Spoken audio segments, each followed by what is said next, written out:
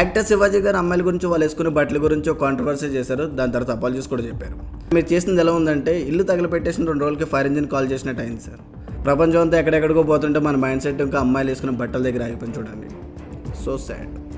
And మీరు apology చెప్పినప్పుడు కూడా ఆ 2 పదాలు వాడుకుంటుంటే సరిపోతుండే అని ఒక మాట అన్నారు సార్. ఒక్కసారి ఆ 2 పదాలు కూడా తీసేసి ఒకసారి మీ స్టేట్మెంట్ చూడండి, మీకు ఏమైనా కరెక్ట్ అనిపిస్తుందా? ఇక్కడ మీరు మాట్లాడింది అమ్మాయిల గురించో వాళ్ళు వేసుకున్న బట్టల గురించో కాదు, మీరు యాక్చువల్ తీసింది అబ్బాయిల పరువు and misleading the whole concept.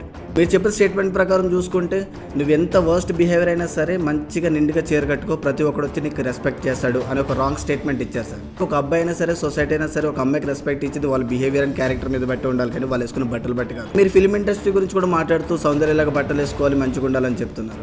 అక్కడ సౌందర్య గారికైనా సరే ఇక్కడ శ్రీలకైనా సరే డ్రెస్సులు సెలెక్ట్ చేసేది అక్కడ ఉన్న కాస్ట్యూమ్ డిజైనర్ అండ్ డైరెక్టర్. ఇదే క్వశ్చన్ మీరు ఫిల్మ్ ఇండస్ట్రీని చేయగలరా? హీరోయిన్ అందరికీ మంచిగా చీర కట్టండి, అంతేగాని వెస్ట్రన్ అండ్ రివీలింగ్ డ్రెస్లు వేయొద్దని చేయలేరు మీరు. ఇక్కడ మనం మార్చాల్సిన అమ్మాయిల బట్టలు కాదు, అబ్బాయిల బిహేవియర్. నువ్వు ఏ బట్టలన్నీ వేసుకో, నీ బిహేవియర్ అండ్ క్యారెక్టర్ బట్టే నేను నీకు రెస్పెక్ట్ చేస్తాను అని మైండ్ సెట్తో ప్రతి అబ్బాయి ఇంట్లోంచి బయటికి రావాలి. Respect every women.